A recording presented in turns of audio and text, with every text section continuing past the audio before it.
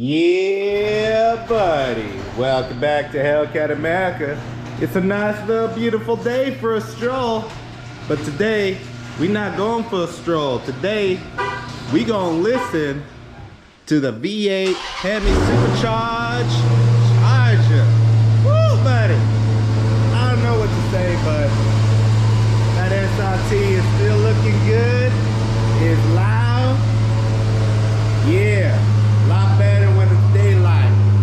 Now, what are we gonna do today? Well, let's find out. Okay, so in the last video, we were discussing some of the unique features that we got with the car since we placed the order, but today we're gonna showcase a little bit of the difference, mostly within the SRT performance pages. I know a lot of you guys are wondering, what's the difference between the 22 Dodge Challenger SRT Hellcat versus a Dodge Charger SRT Hellcat Widebody Jailbreak? Well, here's the difference. That's about it. Besides that, there are some little key differences in the SRT performance pages that I'm going to show you guys here in a second. The biggest one that I noticed was the post-race area. The post-race area was on the left-hand side of the screen, and now it's on the right. So they did do some shifting on the last year.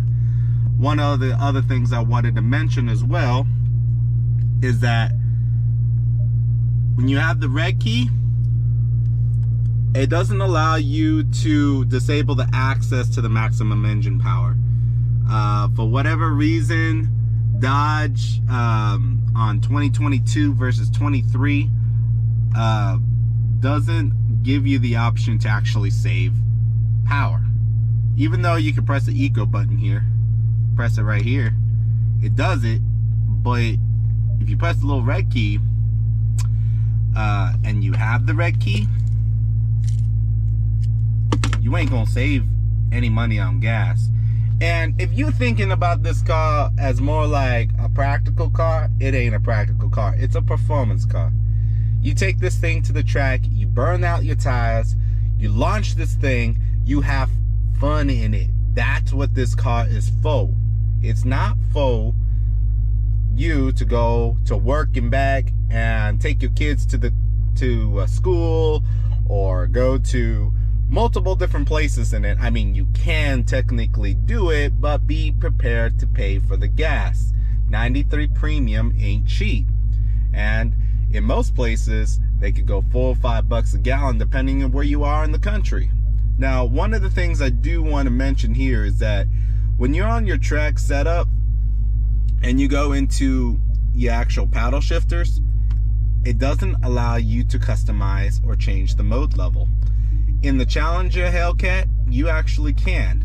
But for whatever reason, in the 2023 Jailbreaks, you can't do that. Now, in the Sport, if you select Sport right here, you can definitely change the actual setup on here.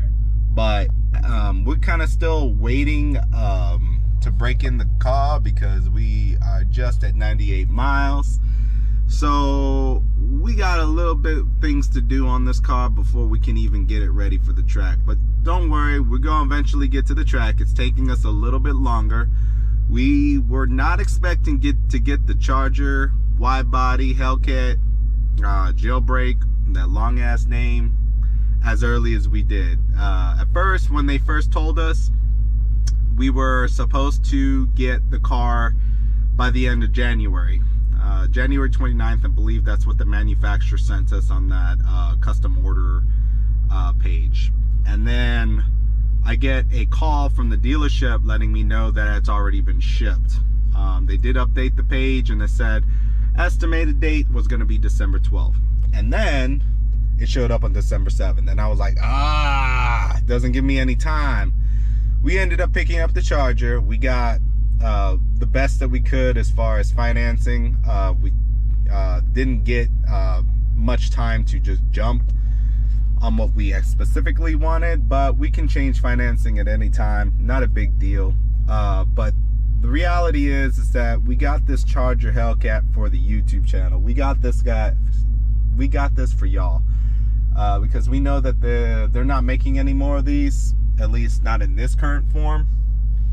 And there's a lot of different unique features that it came with that, you know, I wanted to go out with a big bang, to ensure that, you know, we can, you know, provide you guys with something that we can actually show on our channel. Much has not changed since 2015, even in the 2014s. I remember when I ordered myself a 100th anniversary edition V6 Charger. And when I got it, it looked exactly the same as this. I mean, the interior doors didn't change, the seats didn't change, nothing has really changed in this car. The only thing that has changed is the supercharged horsepower, the screen set up a little bit, and a little bit of the console. Not much of the console has changed, but a little bit of the console has changed. Besides that, I mean, it's exactly the same car, and Dodge did it right for many years. That's why they were so successful.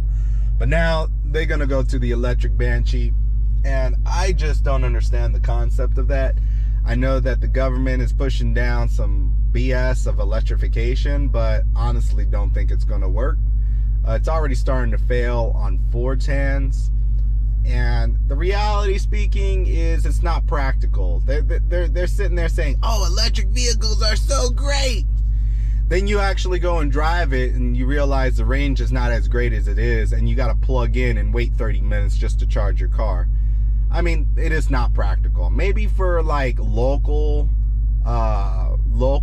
situations, but it is not practical for day to day. I mean, some people make it work with Teslas.